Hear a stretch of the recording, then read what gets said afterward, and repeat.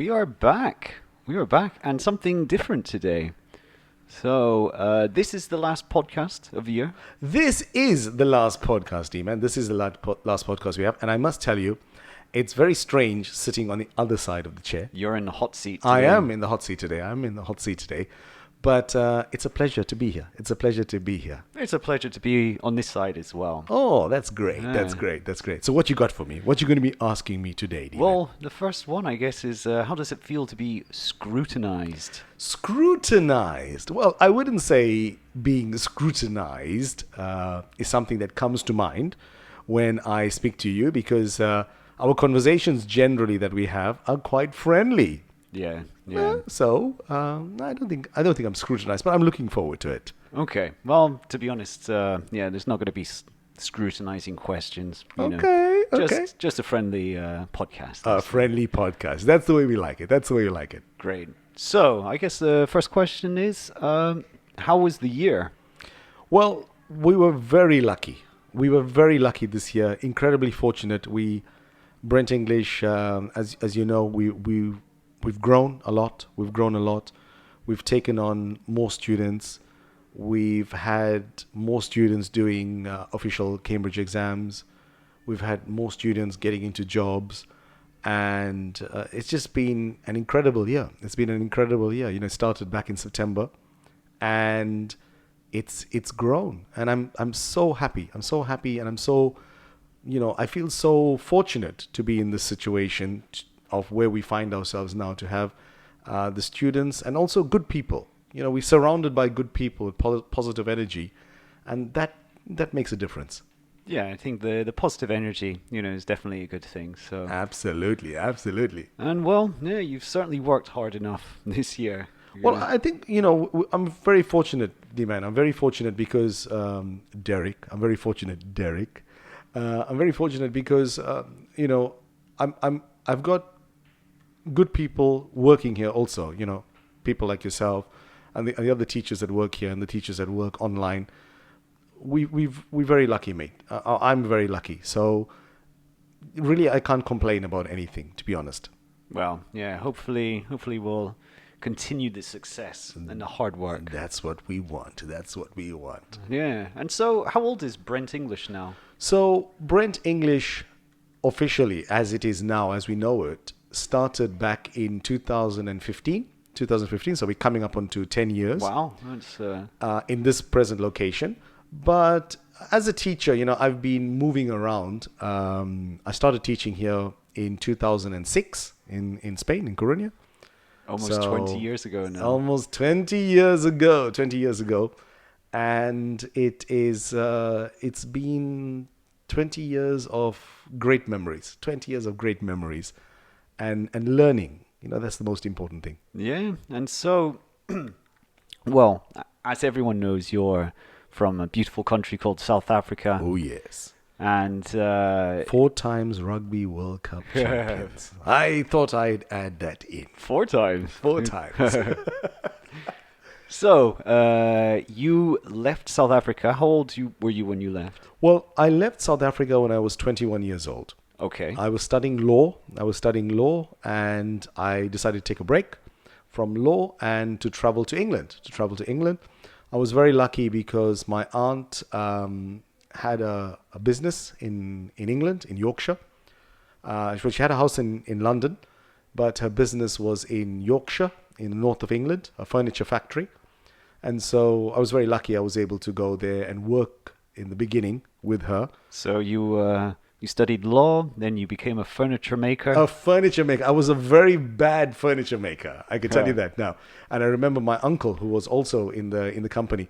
He used to love not working with me. Let's put it like that. He used to love when I told him I was leaving and going to London, and I can picture it now. But I remember him smiling. And it wasn't because he was sad that I was leaving. He was really happy that I was leaving because I was not very good. Yeah, I guess he, when it's the business and it's family, you don't really have the luxury of this. Yeah, no, but it was a great experience, and I learnt a lot. And then I moved to London, And when I was in London, it was good. I mean, I had living with my aunt in London, and I found a job working in a company, and I did an interview for a girl.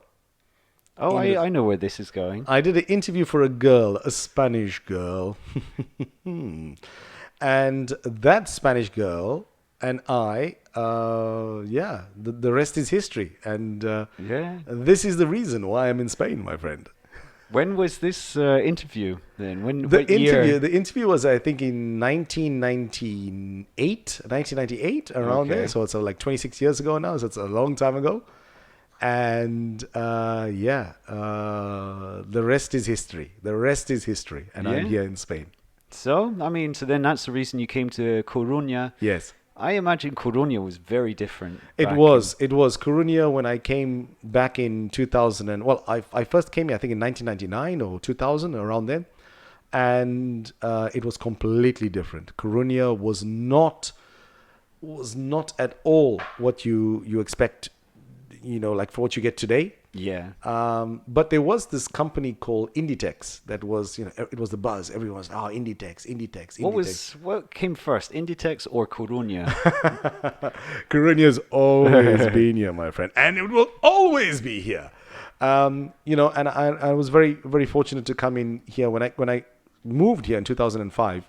I moved in late fall, so in autumn, and then I started teaching in 2006, and I worked in a couple of schools that I didn't really like because they were getting people to memorize things. Okay. And I always believe that the best way you're going to learn English, is by actually speaking it, Yeah. not trying to memorize things, because if you memorize things, you're going to forget. Yeah. So after that, I started going out into my own and started my own thing. I was very lucky to start working with a few companies here, some amazing companies. One of the companies I started in 2009 with them, and to this day I continue with them. Oh, I know that company. And Yeah. I've made so many friends that I consider my family. Yeah. Your students become your family. It's true. It And- doesn't really happen I can't speak for all jobs, but it's never happened to me in any other jobs. Yeah. I think we get so close to them because you know them in a personal level, and so Yeah. you just want them to succeed, and you are aware that they are helping you succeed. Yeah. So, but it's not, you're not kind of a quid pro quo. So it's not like, oh, you do this for me and I will do that for you. No. It's more like, let's go together and let's work together and Yeah. let's make It's this genuine. work. And even the logo, the Brent English logo was Eugenia. Eugenia Calvo. Oh, really? Her husband was the one that designed this logo for Yeah, us. there you go. And the logo came from there was a guy called Diego Loira. And Diego Loira was the one that was helping me to design the logo in the beginning, giving me feedback. Yeah. And there's so many other students that have been helping us throughout the years that thank you is not enough for what they deserve. Yeah, and it just shows, all those connections and all the help. It's been amazing. It's been amazing. Absolutely. And, I've got two more questions before we move on to the final question. So, your philosophy on teaching, I share that philosophy as well. Right. So when you arrived, how was your Spanish at the beginning? Well, my Spanish was not the best. Even now, my Spanish is not good. I mean, it's not the best. Your Spanish is very good, to be No, honest. no, my Spanish is okay. It's okay. My children remind me on a daily basis that, Papi, your Spanish is not very good. Yeah. But I understand what's the most important thing for me: to communicate. Yeah. I know I'm not Spanish. I know that my level of Spanish will never be as fluent as a native. No. But my objective is to speak and communicate. If I speak and communicate and you can understand me, my job's done. Yeah. And that's what everything is about. It's about communicating. And Yeah. once we communicate, then having the ability that the other person can understand you going a long way to getting the other person to understand you. And I think that's what life is about. Life is about getting people to understand you, Yeah. understand your vision, understand what you want. Yeah. I mean, at some point we all started, focusing too much on conjugations and speaking grammatically correct, you know? Well, it's important too. I mean, we got our students that do our Cambridge exams and things. No, they need to know that. They need to know, because that's the important part Yeah. of what they need to move on forward with. Yeah. I mean, So there that's is important too. the academic part and then the more social part. Absolutely. Yeah. So I guess through your experience, I mean, it's not only Spanish you speak, you also speak Afrikaans. For Well, people. Afrikaans is from South Africa, where we were forced to learn it. We were forced to learn Afrikaans there, and I mean, it's an interesting language. It's an interesting language. It's not a language that I would have liked to learn, but I mean, it's interesting. I probably would have loved to learn when I was in school Zulu or Xhosa, the Yeah. native language, but unfortunately in South Africa we were not allowed to learn that. Especially in apartheid. In apartheid South Africa, it was different. But on the other hand, it's nice too, because I have spoken Afrikaans to some people. Afrikaans is a language similar to German or Dutch, Yeah. and so when I have spoken it, it did.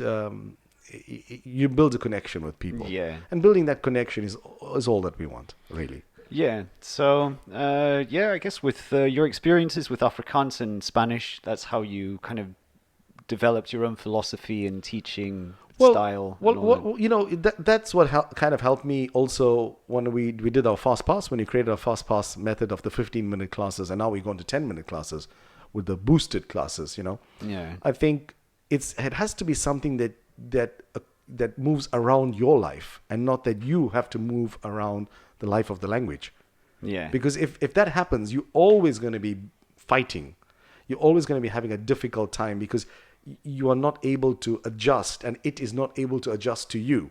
And then that's where the conflict starts. And once that conflict starts, it's very complicated to try and overcome that hurdle, especially when you're doing something you don't like doing in the Yeah. first place. Yeah. And then this is our philosophy. Always enjoy it. I always say my objective here, as the person that's running the business, is to ensure that my teachers are happy. Because if my teachers are happy, the students will be happy. If the students are happy, they will speak to other people about us. Yeah. And if they do that, we all grow. So if they grow, we grow. Now, and I want our students to grow, because I know that we can grow. Absolutely. And this is what we are seeing. And this is why this year has been by far the best year in terms of the number of students that we've had that I've ever had since I've been here. So, and that's, in great part down to you, down to Jody, down to Tina, down to Ali, down to John, down to Sonia. So many people that have been involved with us in this journey, that it's going to be difficult to name everyone, but thanks to them, we are where we are, and we are expecting lots of things coming in the future. And that brings me on to the penultimate question, I guess, which is what are the plans for next year? Well, next year's plans, we're going to be launching an app. We're going to be launching an app for our students. So that's going to be a lot easier for them to access the information and the content, especially seeing as we create all of our content. Yeah. We create all of our content. We are doing things on YouTube. We are doing things on our platform, and it's everything created by us. We do not believe in cut, copy, and paste. No. Each person is an individual. So we treat our students with the respect that they deserve, and by giving them something that we know they are going to use when they speak English. Instead of saying, okay, today go and reach page 14. No. Yeah. We know what's in the platform, because each of our teachers have been, you've told me so many times, okay, Brent, this is a good thing that we need to do. Or Tina or Ali has said, hey, this is something that we need to do. That would be a good idea. This would be great for a lesson. And this is exactly where we've taken it to. And what's made us create the content that we have. And I'm so happy that on YouTube we've grown. The platform we've grown. We've got lots of people looking on the platform, and even with our fast pass, the 15-minute classes, the 10-minute, the boosted classes, they're growing too. So you can't complain, and I'm very, very fortunate, very incredibly fortunate. Well, to a successful year. Thank you, D man. Thanks to you, man. Thanks to you. Okay, well, let's move on to the last questions then. The five The questions. top five Top questions. five questions. Okay, so favorite holiday. My favorite holiday destination. Well, without a doubt, I'm going to have to say South Africa. I love South Africa, especially at December.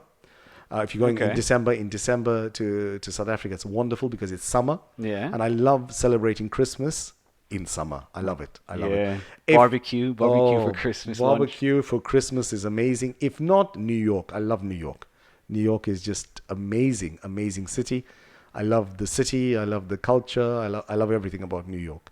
And I have a friend of mine right now that's in New York, and I spoke to him live in New York about 2 or 3 hours ago, and it was amazing. I Yeah, love it. you'll have to tell people about that that webcam. The webcam where you can see them live. It was amazing. Was that Times Square? Times Square. Yeah, he was in Okay, Times Square. yeah, more people know about that webcam, you know. Absolutely, absolutely. All right, so next question. What is your favorite food? I'm gonna have to say barbecue. I love barbecue. Barbecue. You know, last week we had Jose Luis Lopez Yeah. Cedrun, the doctor, and he said he loves lamb. So I love anything barbecue. I love barbecue. I love spicy food. Everything. Any barbecue or braai? Braai, as we say in South Africa, braai. I love the braai. But braai is a slightly different style, isn't it, of barbecue? Yeah, or- because braai normally we tend to marinate the meat. Okay. So braai is a word in South Africa for barbecue. Yeah. So Yeah. we tend to marinate it. But yeah, I'm used to now living in Spain and just having salt and olive oil. Yeah, There you go. no complaints. It's it's fantastic, you know. All right, so well, now that you've been to Coruña for Yeah. many years. So, what is your favorite part of the city? I'm going to say something that's going to be very controversial, but I've said it so many times that if I said anything else, all my students would know I'm lying. And my favorite place of Coruña is Marine, the city. Oh, I should have seen that one coming. Yeah. I love it. It's a shopping center. Marine, the Oh, city is a shopping center, and I well, love it. That obviously means probably more to you than it would to me because when you arrived here, there was no Marina the City. was No, there? this is why I try and go there every weekend, and I try and buy things. You know, we need to do more shopping because shopping retail therapy is amazing. It's amazing. Yes, I love the marina and the promenade too, and the Tower of Hercules. But if I'm really honest, Yeah. I'm gonna have to say Marina the city. Yeah, I guess all those other places are, you know, they're popular. Yeah, You're a bit of a hipster at heart. Absolutely, absolutely. All right, this is an interesting one for me. What's your favorite type of music? I'm easy listening. I listen to everything. I listen to absolutely every type of music. I love classical music. I love rock. I love pop. I love rap. Reggae. Everything. Yeah. Absolutely everything. There's only one thing I don't really like, and it's merengue music. Okay. I'm not really a fan. Not really a fan of that. But everything else, yeah, Yeah. quite easily. Quite easily.